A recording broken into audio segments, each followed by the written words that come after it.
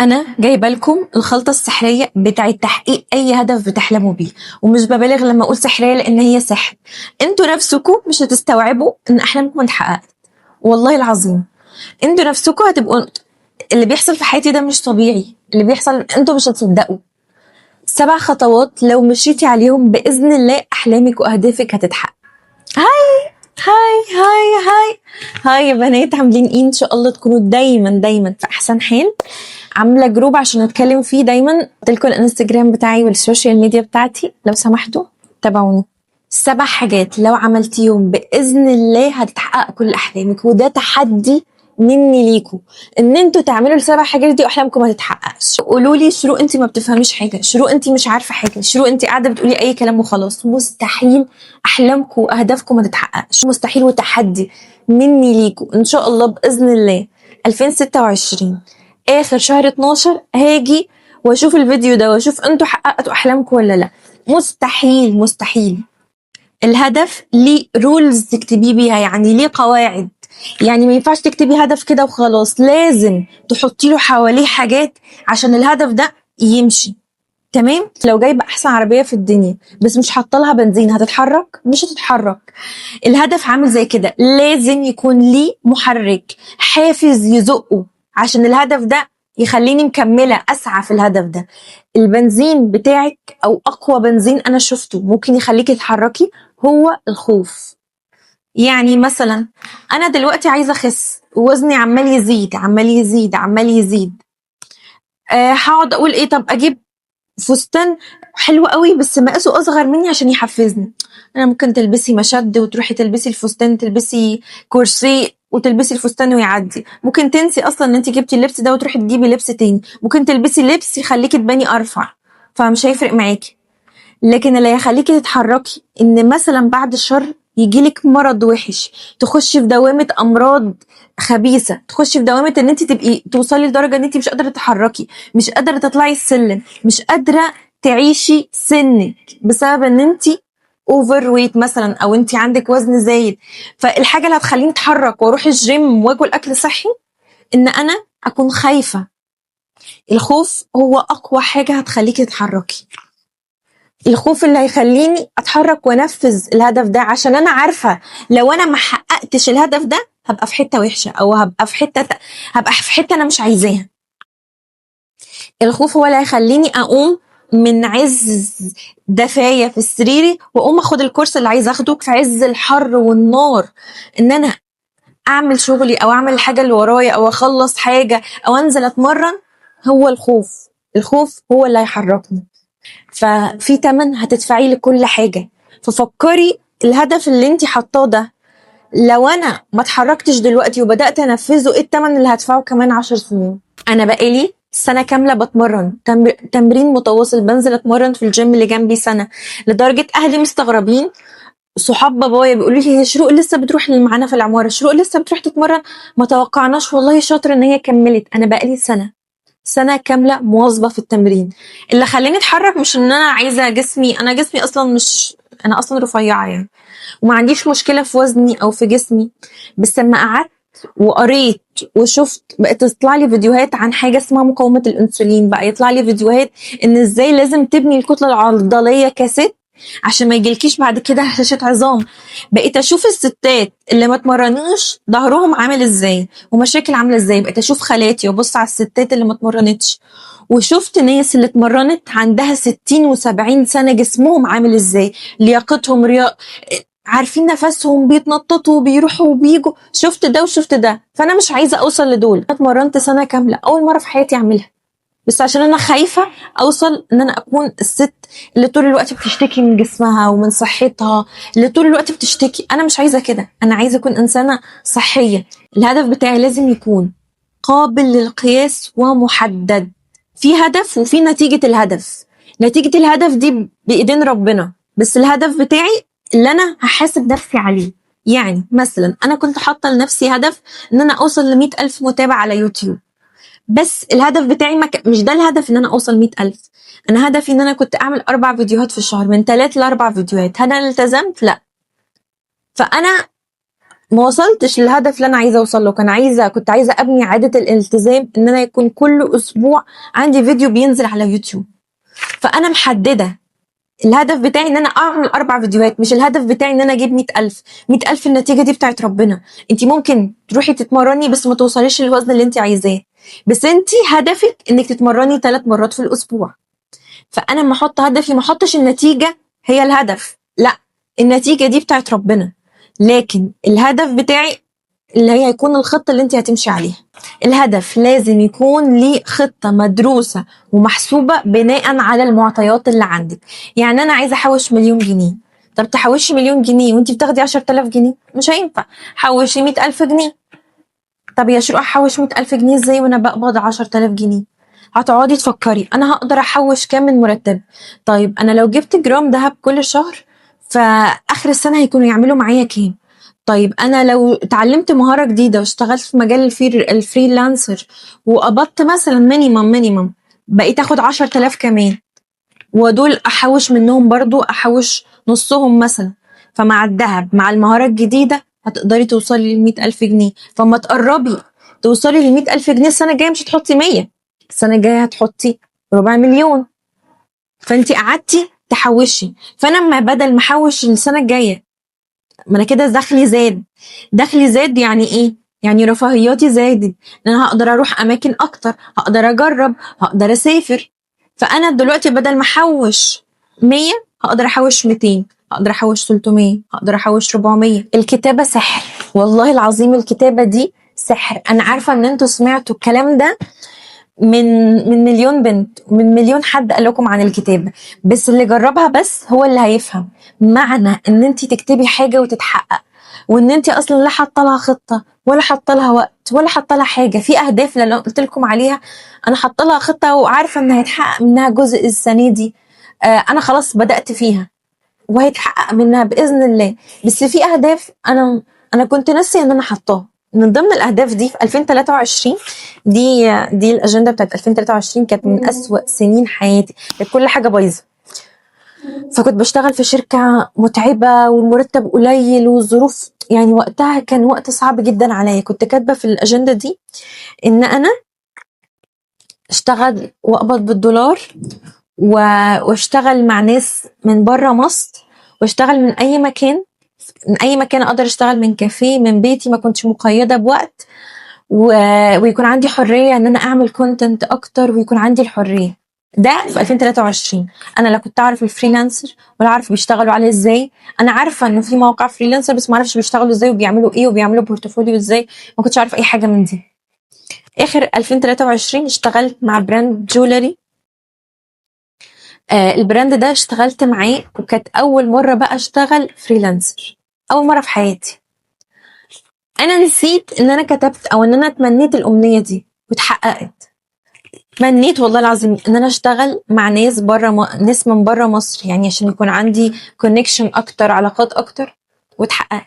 اتمنيت ان انا اشتغل بره مصر. جات لي فرص شغل وانا اللي رفضتها. 2018 عملت قناه اليوتيوب. ده كان حلمي ان انا اقعد واتكلم في الكاميرا كده وما كنتش خايفه، ويكون عندي ثقه في نفسي، وان انا ادي للناس نصايح والناس تسمعني وتتاثر بيا. من 2018 ولا مره جات لي الجرأه، ولا مره. كنت ممكن تعملي ريلز، تعملي يعني فيديوهات ستايلينج، لكن تتكلمي نصايح كده لا، ما اقدرش، ما كنتش بقدر. 2024 كتبت ان يكون عندي قناه على يوتيوب ناجحه، ويكون عندي المشاهدات فيها دبل عدد المشتركين، يعني الناس اللي بتتفرج اكتر من عدد المشتركين، فيديوهات مؤثرة. عندي فيديوهات فعلا كده على القناة. انا من 2018 لما كتبتها في 2024 2025 صورت اول فيديو ليا وجاب 40,000 مشاهدة. وده طبعا انجاز. واحدة اول مرة يعني تعمل فيديو يوتيوب يكون كده. والبنات بقى يكتبوا لي في الكومنتات احنا مش مصدقين ان ده اول فيديو ليكي، لان انا والله العظيم انا كتبتها ونسيت. اقسم بالله العظيم كتبتها ونسيت. انا قاعده بشوفها لقيت ان انا في 2024 كتبت الهدف ده. فما فيش حاجه انت بتكتبيها الا وتتحقق، بتتحقق بالطريقه اللي تناسبك في الوقت اللي يناسبك. فسبحانك يا الله، ربنا بيحقق لكم الحاجات. كل ما تكتبوا والله العظيم الحاجات هتتحقق. مش عارفه ازاي ومش عارفه بتحصل ازاي، بس بتتحقق. فعندنا اهداف، الاهداف نوعين، في اهداف انا حاطه لها خطه وميعاد ومستنيه تحصل يعني في 2026، وفي اهداف انا حطيتها ونسيتها وربنا هيحققها لي بالطريقه اللي تناسبني. انا هبعد نفسي عن كل الملهيات. انا عارفه ان ده صعب، وان احنا في زمن في مليون حاجه تلهينا، في المسلسلات والمسلسلات القصيره والريلز والسوشيال ميديا، انا نفسي بتسحل منها. انا نفسي بقول لكم كده، وانا عامله على انستجرام وعلى تيك توك ان هي بعد ربع ساعه تطلعني، تخلي الموبايل يطلعني من الابليكيشن. انا لو ما دفعتش تمن وما استغنتش وما ضحيتش عن الحاجات اللي بتلهيني دي، هدفع تمن قاسي جدا بعدين.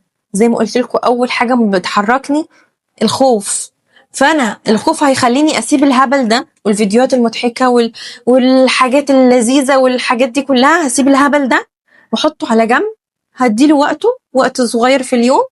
غير كده انا طحنه نفسي طول اليوم، شغل، جيم، مذاكره، اي حاجه بطور من نفسي كل يوم، انا بعمل حاجه زياده تخليني تقربني لهدفي. هبعد نفسي عن المشتتات، وما حمديش نفسك من المشتتات، هتدفعي الثمن بعدين. في الحالتين هتدفعي الثمن. هدفع الثمن دلوقتي ان اسيب الترفيه واسيب الحاجات اللذيذه والممتعه دي، هدفع الثمن بعدين في صحتي، هدفع الثمن بعدين ان انا ما طورتش من نفسي، والدنيا كل يوم بتتطور وكل يوم في جديد. الاي اي كل يوم بينزلوا تولز تضرب في التولز اللي قبلها، فالناس مش هتلاقي شغل بعد كده. ان انا فكره ان انا قاعده بس هتخرج واشتغل، حبيبتي ده كان زمان، ده كان ايام الافلام الابيض واسود، تتخرجي وتشتغلي. مفيش الكلام ده دلوقتي، في كل يوم تطور جديد، وفي كل يوم تولز اي اي بتضرب الناس، كل الناس بتضرب الناس في كل المجالات. فانا لو مش كل يوم هشتغل على نفسي، انت مش هيكون ليكي وجود، انت مش هتلاقي شغل اصلا السنين الجايه. انت لو ما طورتيش نفسك واشتغلتي على نفسك، شفتي ايه المجالات ايه الحاجات الجديده اللي ليها علاقه بمجالك، مش هتلاقي مكان يشغلك، ولو لقيتي هيديكي ملاليم. مستحيل تكوني ناجحه وسط ناس فاشله، مستحيل. الدايره المحيطه بيكي بتاثر بيكي بطريقه غير مباشره، من غير ما تحسي، من غير ما تحسي هتلاقيكي تفكيرك نفس طريقه تفكيرهم، طموحك بقى نفس الليفل بتاع طموحهم. كل حاجة بتتأثري بيها من غير ما تحس، بتلاقيكي بتشربيهم، طريقة هزارك، كل حاجة بتتأثري بيهم. فانتي شوفي انتي مصاحبة مين. لسه قارية مقالة امبارح عن تأثير الصحاب، والمقالة دي اسمها nervous mirror، حاجة كده في علم الأعصاب، ان انتي غصب عنك بتتأثري بيهم. يعني لو انا طموحي ان انا يكون معايا فلوس، يكون عندي شركة مثلا، او ان انا اعمل بزنس، وصحابي طموحهم ان هم يقعدوا في البيت ويتفرجوا على المسلسلات، فانت هتبقي زيهم، اوعدك ان انت هتبقي زيهم. لو طموح صحابك ان هم يشتغلوا على نفسهم يطوروا نفسهم، وان هم مثلا يتخرجوا بجي بي اي عالي، او ان هم يعملوا ماستر، فانت هتبقي زيهم، عايزه تعملي ماستر حتى لو انت مش عايزه. الاصدقاء بتأثر علينا بشكل مش طبيعي، فانا لازم احافظ على الدايره المحيطه بيا.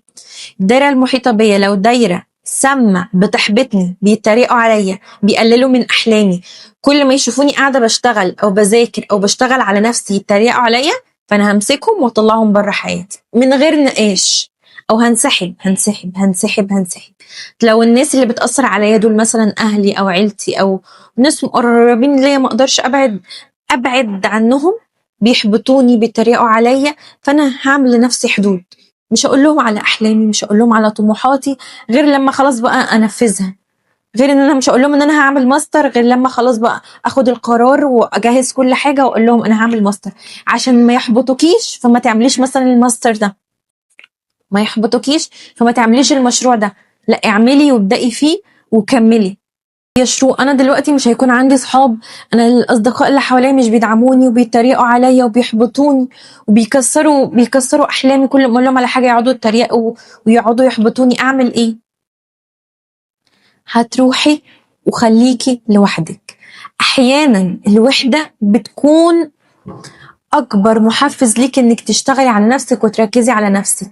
انا لو لوحدي مفيش حاجه هتشتتني، انا لو لوحدي مفيش صحابه يقولوا لي تعالي نخرج، مش هيبعتوا لي حاجات، مش هنتكلم. انا ممكن يكون فتره ان انت تكوني لوحدك احسن مليون مره من ان انت تكوني مع اشخاص سامين. فتره لوحدك دي استغليها اسوأ استغلال. استغليها ان انت تكوني مركزه على نفسك وبس. إيه يعني اكون لوحدي؟ بس اكون لوحدي بوصل لاماكن كبيره. ما كنتش لوحدي وقاعده بتحسر اصل الناس عندهم صحاب، اصل الناس انا بس اللي ما عنديش صحاب. لا، عادي جدا انك تكوني لوحدك بس توصلي لاحلامك. عارفين، اكيد عارفين الممثل محمد رمضان. انا ما كنتش من الفانز بتوعه، وانا مش من الفانز بتوعه، مش بحب الاعمال يعني اللي بيعملها، مش الستايل اللي بتفرج عليه بصراحه. محمد رمضان بيقول ان هو كان ماشي هو وصاحبه، فصاحبه شاف عربيه BMW، قال له ياه انت ما نفسكش تركب عربيه زي دي؟ لا مش عايز اركب. قال له ليه؟ قال له في ناس كتيره راكبينها، انا عايز اركب عربيات محدش ركبها. تمام. بيقول بيحلف انه في جيبه وقتها ما كانش فيه جنيه. بيقول ما كانش معايا مليم وانا ماشي في جيبي حرفيا كنت مفلس. محمد رمضان من اسره على قد حالها، بس انتوا دايما بتشوفوا جملته ثقه في الله، ثقه في الله نجاح، ثقه في الله، ثقه في الله. دايما بيكتبها على حتى الاغاني، على المسلسلات، ثقه في الله نجاح. لما بدأ محمد رمضان ما كانش الشاب الوسيم اللي هو زي احمد عز او الناس دول، لا، حد شكله عادي جدا. يعني شكله عادي جدا، كان رفيع جدا، ما كانش وسيم خالص. ازاي يبقى بطل افلام وبطل مسلسلات وبيجيب ايرادات خياليه؟ بيجيب ايرادات عمل حاجات وحقق ارقام محدش حققها. لا هو يعني من وجهة نظري لا هو صوته حلو، ولا هو عنده اي مقومات ان هو يكون نجم، ولا هو مشهور، ولا عنده اي مقومات من دي. بس كان عنده حاجة واحدة، كان عنده يقين بالله. رامي نفسه في البحر، دخل عالم الفن اكتسح، دخل عالم الغنى اكتسح بأرقام خيالية، بيعمل حفلات مع انه صوته مش حلو، مش بيغني راب، واغانيه ملهاش معنى، يعني ملهاش، مش اغاني مؤثرة، بس هو عنده يقين بالله وبيسعى وبيشتغل. انت مستحيل شوفي انا بقولك مستحيل يكون عندك يقين بالله وبتسعي ربنا ما يكرمكيش. دي حاجة من المستحيلات في الدنيا. هل انا هسعى وهوصل للي انا عايزاه؟ الله اعلم. بس هوصل لمكان حلو، هتوصلي لمكان حلو. مستحيل يكون عندك يقين بالله وتسعي في الحاجة اللي انت عايزاها وربنا ما يكرمكيش. هيكرمك ازاي؟ معرفش.